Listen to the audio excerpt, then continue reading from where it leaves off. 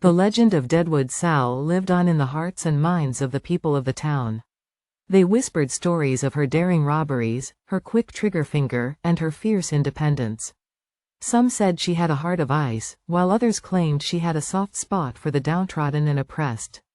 But one thing was certain: Deadwood Sal was a force to be reckoned with.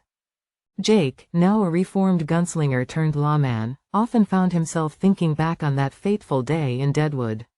He had faced off against one of the most feared outlaws in the West and emerged victorious, but at what cost? The memory of Sal lying lifeless on the dusty street haunted him, a grim reminder of the consequences of a life lived by the gun.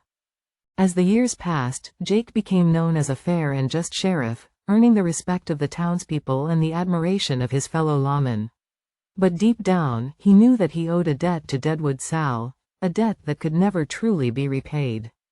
One day, a young boy approached Jake in the street, his eyes wide with wonder as he asked about the legendary outlaw Deadwood Sal. Jake's heart clenched at the mention of her name, but he forced a smile and began to tell the boy the tale of the infamous gunslinger. As he spoke, Jake realized that Deadwood Sal's legacy was not one of violence and lawlessness, but of courage, tenacity, and the redemptive power of second chances. And in that moment, he knew that he had finally come to terms with the past.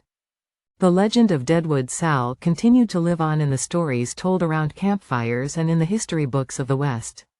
But Jake, the once aspiring gunslinger turned wise sheriff, knew that the true legacy of Deadwood Sal was not in the fear she inspired, but in the lessons she had taught about the true meaning of honor, justice, and the enduring power of redemption. And as he looked out over the town of Deadwood, now peaceful and prosperous, Jake knew that he had finally found his own place in the legend of the Wild West.